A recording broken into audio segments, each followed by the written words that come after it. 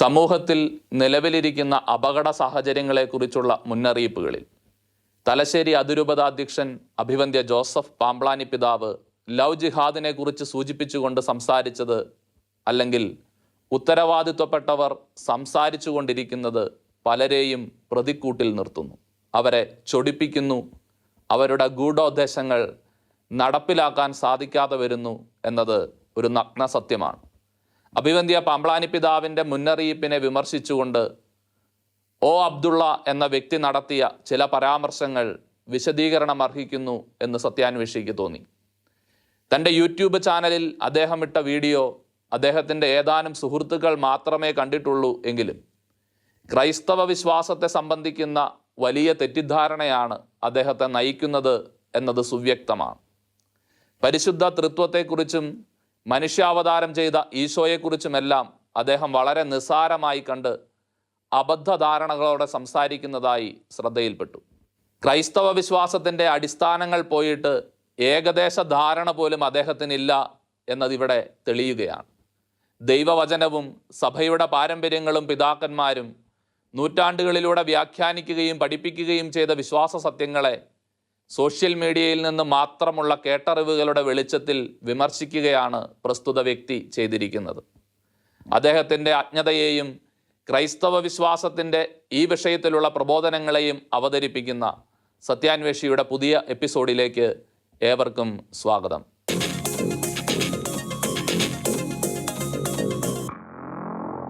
ഈ ലക്കം സത്യാന്വേഷിയിൽ പരാമർശിക്കപ്പെടുന്ന മേൽപ്പറഞ്ഞ വ്യക്തിയുടെ യൂട്യൂബ് വീഡിയോയിൽ ക്രൈസ്തവർ സ്വാതന്ത്ര്യ സമരാനന്തരം നടത്തിയ മതപരിവർത്തനങ്ങളെക്കുറിച്ചുള്ള പരാമർശങ്ങളുണ്ട്. കേരളത്തിലെ ലവ് ജിഹാദിനെ കുറിച്ച് സംസാരിക്കുമ്പോൾ നോർത്ത് ഇന്ത്യൻ സംസ്ഥാനങ്ങളിലെ മതപരിവർത്തനത്തെ ചൂണ്ടിക്കാട്ടിക്കൊണ്ട് വിഷയത്തിൽ നിന്ന് വ്യതിചലിപ്പിക്കുന്ന തന്ത്രമാണ് അദ്ദേഹം ഇവിടെ ഉപയോഗിക്കുന്നത്. പക്ഷേ ക്രൈസ്തവർ ഇന്ത്യയിൽ ഇത്രയധികം മതപരിവർത്തനങ്ങൾ നടത്തിയിട്ടും ജനസംഖ്യാ കണക്കുകളിൽ അവർ എന്നും നിസാര ന്യൂനപക്ഷമായി തന്നെ അവശേഷിക്കുന്നത് എങ്ങനെയാണ് എന്നതൊരു സംശയമാണ്.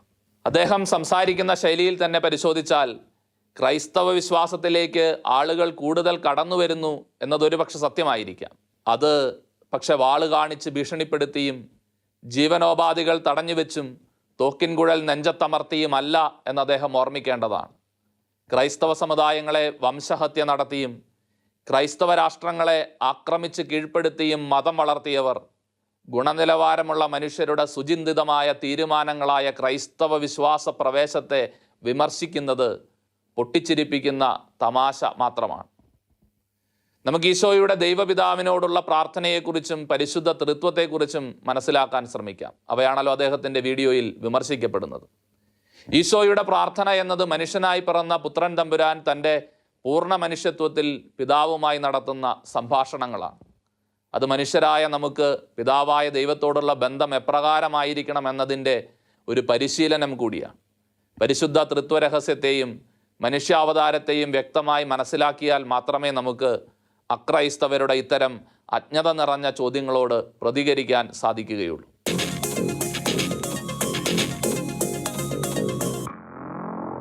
ഇസ്ലാമിലെ ഏകദൈവ വിശ്വാസം വിവരിക്കുന്ന ഖുർആൻ 120 അധ്യായത്തിലെ വചനങ്ങൾ ഇങ്ങനെയാണ്: അള്ളാഹു ഏകനാണ്, അവൻ അഭയം നൽകുന്നവനാണ്, എന്നാൽ ആരുടെയും ആശ്രയം ആവശ്യമില്ലാത്തവനാണ്. അവൻ സന്താനത്തെ ജനിപ്പിച്ചിട്ടില്ല, അവന് തുല്യനായി ആരുമില്ല. ഇത്രയും വ്യക്തമായിരിക്കെ ഈശോയെ കൂടി ഉൾപ്പെടുത്തിയുള്ള തൃത്വസങ്കല്പം അവർക്കെങ്ങനെ അംഗീകരിക്കാൻ കഴിയും എന്നതൊരു ചോദ്യമാണ്. ഇതുപോലുള്ള ആശയക്കുഴപ്പങ്ങൾ ബോധപൂർവം പ്രചരിപ്പിക്കുന്നവർ ഇന്ന് ധാരാളമുണ്ട്. ഈശോയെ പലസ്തീനായിൽ കണ്ടുമുട്ടി യഹൂദർക്കും ഇത്തരത്തിലുള്ള ആശയക്കുഴപ്പങ്ങൾ ഉണ്ടായിരുന്നു. വളരെ കൃത്യമായ ഏകദൈവ വിശ്വാസം സൂക്ഷിച്ചിരുന്ന യഹൂദർക്ക് മനസ്സിലാക്കാവുന്നതിനും അപ്പുറമായിരുന്നു ഈശോയുടെ ജീവിതവും വാക്കുകളും പ്രവൃത്തികളും. അവരുടെ ഏകദൈവ വിശ്വാസത്തെ ഉലയ്ക്കാൻ കഴിയുമാറ് ശക്തമായിരുന്നു ഈശോയുടെ വ്യക്തിത്വം. എന്നാൽ ശ്രദ്ധേയമായ കാര്യം, ഈശോ അനുഭവം ശിഷ്യഗണത്തിൻ്റെ ഏകദൈവ വിശ്വാസത്തെ തകർത്ത് കളയുകയല്ല ചെയ്തത്, മറിച്ച് ഏകദൈവ വിശ്വാസത്തിന് യഹൂദമതം കൽപ്പിച്ചിരുന്ന അതിർവരമ്പുകളെ അതിലംഘിക്കുകയാണ് ചെയ്തത്. ഈശോയെ അനുഭവിച്ചറിഞ്ഞവർക്ക് അത് ദൈവാനുഭവത്തിൻ്റെ പുതിയ ചക്രവാളങ്ങളിലേക്കുള്ള ഒരു ക്ഷണമായിരുന്നു. ഇതാ ഇവിടെ അധികാരമുള്ള ഒരു മനുഷ്യൻ. എന്നാൽ അവൻ്റെ വാക്കും ജീവിതവും യഹൂദ ഏകദൈവ വിശ്വാസത്തിൻ്റെ പരിധികൾക്കപ്പുറത്തേക്ക് നീണ്ടുപോവുകയാണ്. ദൈവത്തിന് മാത്രമായി മാറ്റിവെക്കപ്പെട്ടവ അവൻ ചെയ്യുന്നുണ്ട്. പാപങ്ങൾ അധികാരത്തോടെ മോചിക്കുന്നു, മരിച്ചവരെ ഉയർപ്പിക്കുന്നു. അധികാരത്തോടെയുള്ള വാക്കുകളായിരുന്നു അവൻ്റേത്, ദൈവികമായ അധികാരം. അവന് ദൈവത്തെ അബ്ബ, പിതാവേ എന്ന് വിളിക്കുവാൻ മാത്രമുള്ള ഒരു ഹൃദയ ഐക്യമുണ്ടായിരുന്നു. അത് അവൻ്റെ അടിസ്ഥാന ഭാവമായിരുന്നത് കൊണ്ടാണ് അവൻ്റെ പരിത്യക്തതയുടെ ഭയാനക നിമിഷങ്ങളിലും അവന് ദൈവത്തെ ആഭ, പിതാവേ എന്ന് വിളിക്കാൻ കഴിഞ്ഞത്. നാം അമ്മേ എന്ന് വിളിക്കുന്ന അതേ വികാരവായ്പോടെ അവന് പിതാവായ ദൈവവുമായുള്ള ബന്ധം മറ്റു മനുഷ്യർക്ക്, അവർ പ്രവാചകരോ വിശുദ്ധരോ ആയിക്കൊള്ളട്ടെ, അവർക്ക് ദൈവത്തോടുള്ള ബന്ധത്തെക്കാൾ ഉയർന്ന ഒരു തലത്തിലായിരുന്നുവെന്ന് അവൻ വെളിപ്പെടുത്തി. എൻ്റെ പിതാവ് എന്നും നിങ്ങളുടെ പിതാവ് എന്നും വിളിക്കുമ്പോഴും നമ്മുടെ പിതാവ് എന്ന് ഈശോ അഭിസംബോധന ചെയ്യുന്നില്ല. പിതാവുമായുള്ള അഭേദ്യവും മറ്റാർക്കും അവകാശപ്പെടാനാകാത്തതുമായ തൻ്റെ ബന്ധത്തെക്കുറിച്ചാണ് ഈശോ അവിടെ പഠിപ്പിക്കുന്നത്. സർവവും പിതാവ് എന്നെ ഭരമേൽപ്പിച്ചിരിക്കുന്നു. പിതാവല്ലാതെ മറ്റാരും പുത്രനെ അറിയുന്നില്ല. പുത്രനും പുത്രൻ ആർക്ക് വെളിപ്പെടുത്തുവാൻ മനസ്സാകുന്നുവോ അവനുമല്ലാതെ മറ്റാരും പിതാവിനെയും അറിയുന്നില്ല എന്ന ഈശോയുടെ വചനങ്ങൾ നമ്മളിവിടെ ഓർക്കേണ്ടതാണ്. ഈശോ ദൈവപുത്രനാണെന്നത് അവന് വീണ് കിട്ടിയ അംഗീകാരമോ അവൻ്റെ ദൗത്യത്തെ സൂചിപ്പിക്കുന്ന ഒരു സ്ഥാനപ്പേരോ പ്രവാചകന്മാർക്കുണ്ടായിരുന്ന അവബോധമോ അതൊന്നുമല്ലെങ്കിൽ പൗലോസ് അപ്പസ്തോലന് താൻ ദൈവത്തിൻ്റെ കയ്യിലെ ഉപകരണമാണെന്ന് അനുഭവപ്പെട്ടപ്പോൾ ഉണ്ടായതുപോലുള്ള ഒരു ഉൾപ്രേരണയോ ഒന്നുമല്ല, മറിച്ച് പിതാവുമായുള്ള തൻ്റെ പരിപൂർണമായ ഒന്നിപ്പിൻ്റെ സ്ഥായിയായ അനുഭവമാണ്. സുവിശേഷങ്ങളിൽ ഉടനീളം ദൈവികതയിലുള്ള ഈശോയുടെ അസ്തിത്വാത്മക ബോധം നമുക്ക് കണ്ടെത്താൻ കഴിയും. ഉദാഹരണത്തിന്, സാബത്ത് ദിവസം ബത്സൈദായിൽ രോഗശാന്തി നൽകിക്കൊണ്ട് അവൻ തന്നെ ദൈവതുല്യനാക്കി ദൈവത്തെ പിതാവ് എന്ന് വിളിച്ചു. സ്വന്തം ഇഷ്ടമനുസരിച്ച് അവനൊന്നും ചെയ്യാൻ കഴിയുകയില്ല. എന്നാൽ പിതാവ് ചെയ്യുന്നതെല്ലാം അപ്രകാരം തന്നെ പുത്രനും ചെയ്യും. യോഹന്നാൻ്റെ സുവിശേഷത്തിൽ നിന്നുള്ള വചനങ്ങൾ. പിതാവിന് എല്ലാ അംഗീകാരവും സ്തുതിയും നൽകുന്ന പുത്രൻ എല്ലാ അർത്ഥത്തിലും തുല്യതയിൽ അവനുമായി ഒന്നായിരിക്കുന്നുവെന്ന് യോഹന്നാൻ 17-ാം അധ്യായത്തിൽ നാം വായിക്കുന്നുണ്ട്. ഈശോ അനുഭവത്തിൽ വേരൂന്നിയ പിതൃപുത്ര ബന്ധത്തിൻ്റെ അനേകം മാനങ്ങൾ കണ്ടെത്താൻ കഴിയുമെങ്കിലും നമ്മൾ പ്രതിപാദിക്കുന്ന ഏകദൈവ ചിന്തയിൽ പ്രസക്തമായ ഒരു കാര്യം ഇപ്രകാരം സൂചിപ്പിക്കാൻ ആഗ്രഹിക്കുകയാണ്. ഈശോയ്ക്ക് ദൈവവുമായുള്ള അസ്തിത്വപരമായ തുല്യതയെ ഏറ്റുപറഞ്ഞ് അവനെ ദൈവപുത്രനായി ആരാധിക്കുമ്പോഴും ഈശോ അനുഭവം ബഹുദൈവ സങ്കല്പമായോ ദൈവത്തിൻ്റെ ഏകത്വത്തിന് ഭീഷണിയായോ അവൻ്റെ ശിഷ്യന്മാർക്ക് അനുഭവപ്പെട്ടില്ല. പിതാവായ ദൈവവും ഈശോയും രണ്ട് വ്യക്തികളാണ്. എന്നാൽ അവർ അവരിൽ തന്നെ അസ്തിത്വത്തിൻ്റെ ആധാരമായി സ്ഥിതി ചെയ്യുന്നില്ല എന്ന് ഈശോയുടെ ശിഷ്യർ തിരിച്ചറിഞ്ഞു. പിതാവ് പുത്രനിലും പുത്രൻ പിതാവിലും സ്ഥിതി ചെയ്യുന്ന വ്യതിരിക്തമായ ഒരു കൂടിച്ചേരലിൻ്റെ നൂലിഴ ബന്ധം അവിടെ ഉണ്ട് എന്നവർ മനസ്സിലാക്കി. അവർ തമ്മിലും ഈ ഐക്യാനുഭവത്തിൽ ജീവിക്കുമ്പോഴാണ് ദൈവഹിതാനുസരണം ജീവിക്കുന്നവരാകുന്നത് എന്ന് ആദിമ ക്രിസ്ത്യാനികൾക്ക് മനസ്സിലാക്കാൻ കഴിഞ്ഞിരുന്നു.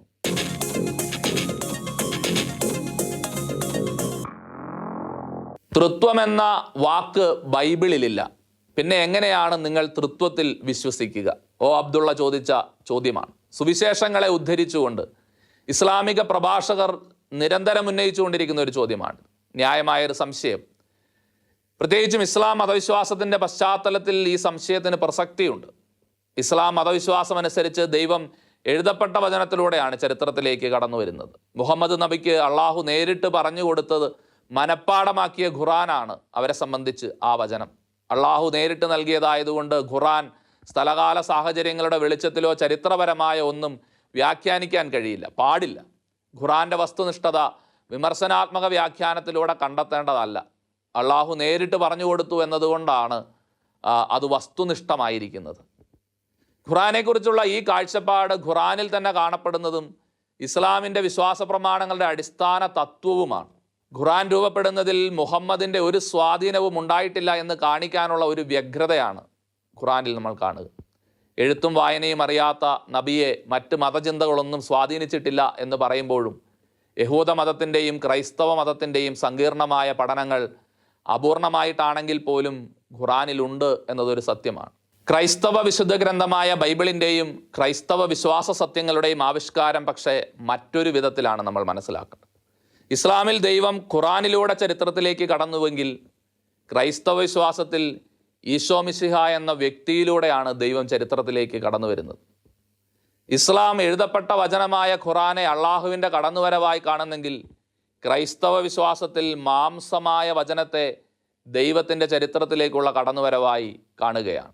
ഖുർആനോടുള്ള പ്രത്യുത്തരം അത് മനപ്പാഠമാക്കലും അക്ഷരം പ്രതി അനുസരിക്കലുമാണ് എങ്കിൽ ക്രിസ്തുവിനോടുള്ള ക്രിസ്തീയ പ്രത്യുത്തരം മാംസമായ വചനത്തെ, ഈശോ എന്ന വ്യക്തിയെ അനുഭവിച്ചറിയലാണ്. ഈശോ എന്ന വ്യക്തിയുടെയും അവൻ്റെ വാക്കുകളുടെയും പ്രവൃത്തികളുടെയും ആദ്യ അനുഭവങ്ങളുടെ വിവരണം എന്ന നിലയിലാണ് ബൈബിളിനെ നോക്കിക്കാണേണ്ടത്.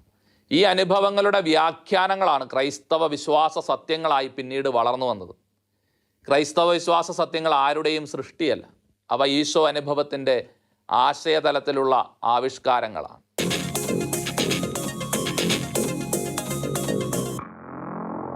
അപ്പസ്തോലന്മാരുടെ ഈശോ അനുഭവത്തിലൂടെ പിതാവും പുത്രനും പരിശുദ്ധാത്മാവുമായ ത്രിയേക ഐക്യത്തെയാണ് സുവിശേഷങ്ങൾ വരച്ചു കാണിക്കുന്നത്. ആദ്യ അനുഭവത്തിലായിരുന്നവർക്ക് ഈ ഐക്യത്തിൻ്റെ സ്വഭാവം വിശദീകരിക്കേണ്ട ഒന്നായി തോന്നിയിരുന്നില്ല. കാരണം വിശദീകരണങ്ങളെക്കാളും നിർവചനങ്ങളെക്കാളും ആഴമായ അടിത്തറയും ഉറപ്പുമുള്ളതായിരുന്നു അവരുടെ അനുഭവം. ഈശോയുടെ ആഗ്രഹവും അതായിരുന്നത് കൊണ്ടാണല്ലോ അവിടുന്ന് അവർക്ക് ഒന്നും എഴുതി കൊടുക്കാതിരുന്നത്. കൂടെ കൊണ്ടു നടന്ന് അനുഭവിച്ചറിയാൻ അവസരമൊരുക്കി കൊടുക്കുകയാണ് പകരം അവിടുന്ന് ചെയ്തത്. എന്നാൽ ആദിമസഭയിൽ എപ്പോഴൊക്കെ ഈ അനുഭവം തെറ്റായി വിശദീകരിക്കപ്പെട്ടോ അപ്പോഴൊക്കെ ഈശോ അനുഭവത്തിന് ആശയതലത്തിലുള്ള ആവിഷ്കാരം ആവശ്യമായി വന്നിരുന്നു. വ്യാഖ്യാനങ്ങൾ പാളിപ്പോകാനുണ്ടായ പ്രധാന കാരണം ഈശോ അനുഭവത്തിൻ്റെ ഏതെങ്കിലും ഒരു മാനത്തിന് ഊന്നൽ കൊടുക്കാൻ അവർ പരിശ്രമിച്ചപ്പോൾ അതിനിടയിൽ വേറെ പല പ്രധാന ഭാഗങ്ങളും അവഗണിക്കപ്പെട്ടു പോയതാണ്. ആ സന്ദർഭങ്ങളിൽ ഈശോ അനുഭവത്തിൻ്റെ വിശ്വസ്തതാപൂർവകമായ വ്യാഖ്യാനങ്ങൾ നടത്തുക എന്നത് ഒരു അനിവാര്യ ആവശ്യമായി മാറി. ഏകദൈവ വിശ്വാസത്തെ മുറുകെ പിടിച്ചുകൊണ്ട് ഈശോ അനുഭവത്തെ വ്യാഖ്യാനിക്കാനുള്ള പരിശ്രമങ്ങളിൽ വിജയിക്കാതെ പോയ നിരവധി പരിശ്രമങ്ങൾ ഈ കാലഘട്ടങ്ങളിൽ നമുക്ക് കാണാൻ സാധിക്കും. അവയും നമ്മൾ ഈ പശ്ചാത്തലത്തിൽ മനസ്സിലാക്കേണ്ടതുണ്ട്.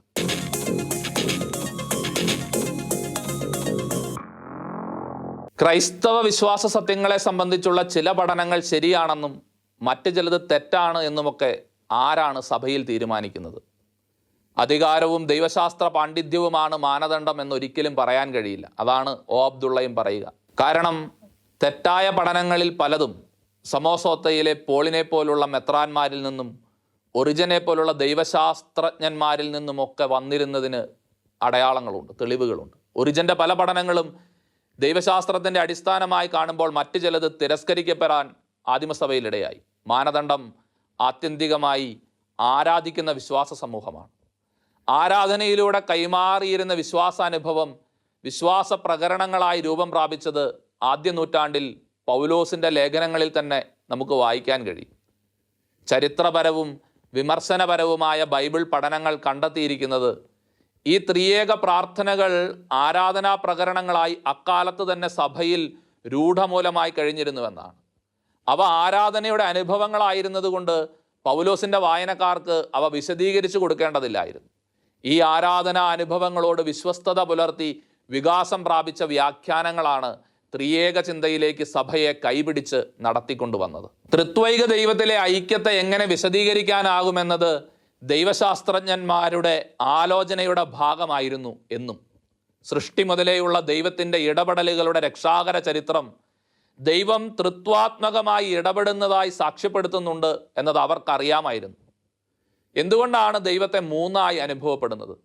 അതിന് കാരണമായി സഭാപിതാവായ തെർത്തുല്യൻ പറഞ്ഞത് ഇതാണ്: ദൈവം തന്നിൽ തന്നെ എക്കാലവും ത്രിയേകമായതുകൊണ്ട് തന്നെയാണ് ദൈവത്തിൻ്റെ ഇടപെടലുകളിൽ ഈ അനുഭവം നമുക്ക് ലഭിക്കുന്നത്. ദൈവം തൃത്വമല്ല, മൂന്നല്ല. കാരണം മൂന്ന് രക്ഷാകര ചരിത്രമല്ല, ഒന്നേയുള്ളൂ. തൃത്വാത്മകമായിരിക്കുന്ന ഒരു ദൈവമേ ഉള്ളൂ. ഈ തൃത്വാത്മക ഒന്നിന് തെർത്തുല്യൻ വിളിച്ച പേരാണ് ത്രിയേകം എന്നത്. ത്രിയേക ദൈവം എന്ന യാഥാർത്ഥ്യമല്ല, പേരാണ് അദ്ദേഹത്തിൻ്റെ സൃഷ്ടി. ഈശോ അനുഭവത്തിലൂടെ ആദിമസഭ അനുഭവിച്ചറിഞ്ഞ ദൈവിക യാഥാർത്ഥ്യത്തിന് തെർത്തുല്യൻ ഒരു പേര് നൽകുകയാണ് അവിടെ ചെയ്തത്. ഈശോ അനുഭവത്തോട് വിശ്വസ്തത പുലർത്തുന്ന ഏകദൈവ വിശ്വാസം തന്നെയാണ് തെർത്തുല്യൻ ത്രിയേക ചിന്തയിലൂടെ വിശദീകരിച്ചത്.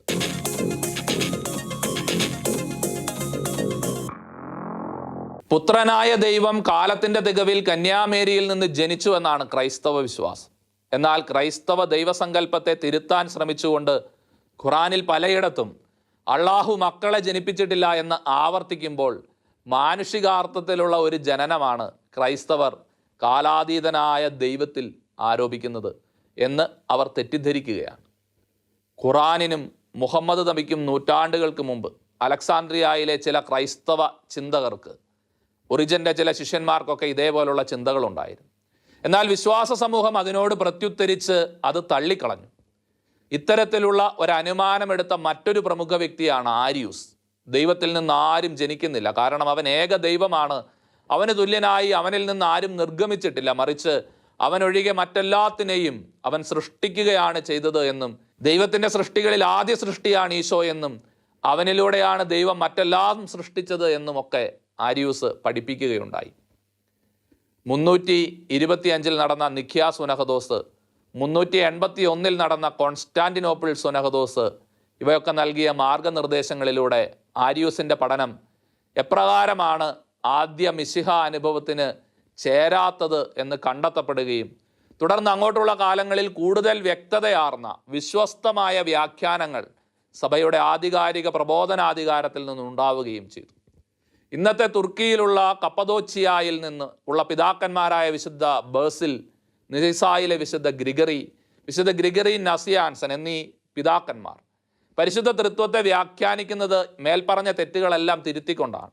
പിതാവിൻ്റെ നിത്യതയിൽ തന്നെയുള്ള സ്വയം ദാനമാണ് പുത്രൻ. വാസ്തവത്തിൽ പുത്രൻ മാത്രമല്ല, പിതാവും പുത്രനും പരിശുദ്ധാത്മാവുമായ ദൈവത്തിലെ ഓരോരുത്തരും പൂർണ്ണമായി അസ്തിത്വം പോലും അപരർക്ക് സ്വയം ദാനമായി നൽകുകയാണ്.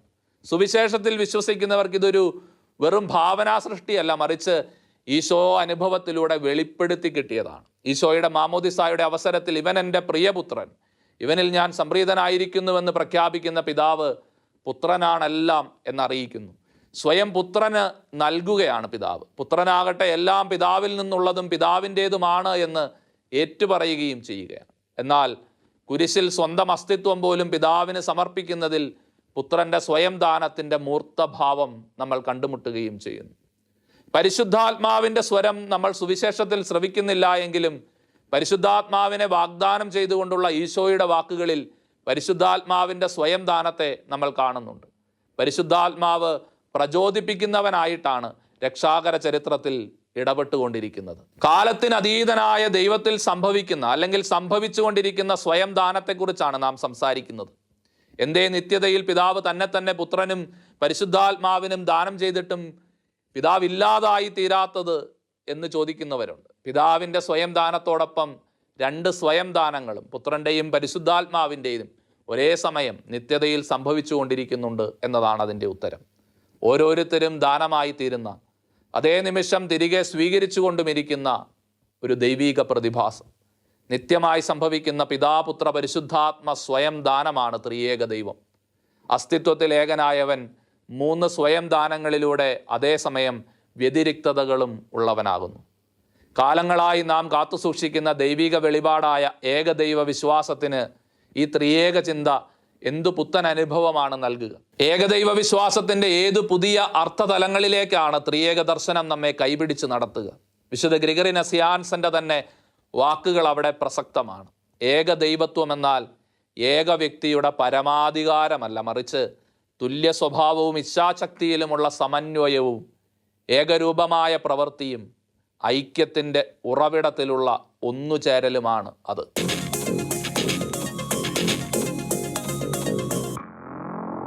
ഏകദൈവ വിശ്വാസത്തിലുള്ള ഏകത ഒരു കൂട്ടായ്മയാണ് എന്ന് ക്രൈസ്തവ ദൈവശാസ്ത്രം സുവ്യക്തമായി പഠിപ്പിക്കുന്നു. സ്നേഹത്തിൻ്റെ നിറവിൽ സ്വയം ദാനമായി തീരുകയും സ്വയം ദാനമായി നിത്യകാലം തുടരുവാൻ തക്കവിധം വ്യതിരിക്തതകളിൽ നിലനിൽക്കുകയും ചെയ്യുന്ന ഒരു കൂട്ടായ്മ. അങ്ങനെയുള്ള ദൈവത്തിനാണ് സത്തയിൽ തന്നെ സ്നേഹവും കരുണയും ആയിരിക്കാൻ സാധിക്കുക. ദൈവം സ്നേഹമാകുന്നുവെന്ന ബൈബിൾ വചനത്തിൻ്റെ തുടർ ധ്യാനമാണ് ത്രിയേക ദൈവത്തെക്കുറിച്ചുള്ള എല്ലാ വിചിന്തനങ്ങളും. അവൻ ഏക ദൈവമാണ്, എന്നാൽ അവന് സ്നേഹമായതുകൊണ്ട് അവനിൽ തന്നെ സ്നേഹത്തിൻ്റെ 3 സ്വയം ദാനങ്ങളാണെന്ന് ദൈവത്തിൻ്റെ ചരിത്രത്തിലുള്ള രക്ഷാകര ഇടപെടലുകളിലൂടെ നാം അനുഭവിച്ചറിയുകയും ചെയ്യുകയാണ്. ചരിത്രത്തിലും ജീവിതത്തിലും ലഭിച്ച ദൈവിക ഇടപെടലുകളിൽ നിന്നാണ് നൂറ്റാണ്ടുകളിലൂടെ ക്രൈസ്തവ വിശ്വാസം ത്രിയേക ദൈവം എന്ന വിശ്വാസ സത്യത്തിലേക്ക് എത്തിച്ചേർന്നത്. പെട്ടെന്നൊരു കാലത്ത് ഒരു വ്യക്തിക്ക് മാത്രമായി ലഭിച്ച വെളിപാടല്ല ക്രൈസ്തവ ത്രിത്വൈക ദൈവവിശ്വാസം. അതേസമയം ഈ ത്രിയേക ദൈവവിശ്വാസത്തെ അതിൻ്റെ ദൈവശാസ്ത്രപരമായ ആഴങ്ങൾ അറിയാതെ വ്യാഖ്യാനിക്കാൻ ശ്രമിക്കുന്നത് വലിയ അബദ്ധങ്ങളിലേക്കാണ് ഇത്തരത്തിലുള്ള വ്യാഖ്യാതാക്കളെ നയിക്കുക. ദൈവിക രഹസ്യത്തിൻ്റെ പൂർണ്ണതയെ വായിച്ചു പഠിക്കാൻ കഴിയില്ല, മറിച്ച് അനുഭവിച്ച് അംഗീകരിക്കാൻ മാത്രമാണ് സാധിക്കുക. ക്രൈസ്തവ വിശ്വാസത്തിൻ്റെ ഈ ദൈവാനുഭവത്തിലേക്ക് ലോകം മുഴുവനെയും സ്വാഗതം ചെയ്യാൻ മുഴുവൻ വിശ്വാസികൾക്കും സാധിക്കട്ടെ എന്ന് ആശംസിക്കുന്നു. സത്യാന്വേഷിയുടെ ഈ എപ്പിസോഡ് ഇവിടെ പൂർണ്ണമാവുകയാണ്. തമസ്കരിക്കപ്പെടുകയും വളച്ചൊടിക്കപ്പെടുകയും ചെയ്യുന്ന സത്യങ്ങളും നിഷേധിക്കപ്പെടുന്ന നീതിക്ക് പിന്നിലെ ഗൂഢാലോചനകളും സത്യസഭയുടെ മായം ചേർക്കാത്ത പ്രബോധനങ്ങളും സത്യത്തോട് മാത്രം കൂറുപുലർത്തുന്ന നിലപാടുകളുമായി സത്യാന്വേഷി വീണ്ടും അടുത്തയാഴ്ച. നിങ്ങളുടെ അഭിപ്രായങ്ങളും നിർദ്ദേശങ്ങളും താഴെ കാണുന്ന ഇമെയിലിൽ ഞങ്ങൾക്ക് എഴുതുക. സത്യം നിങ്ങളെ സ്വതന്ത്രരാക്കട്ടെ.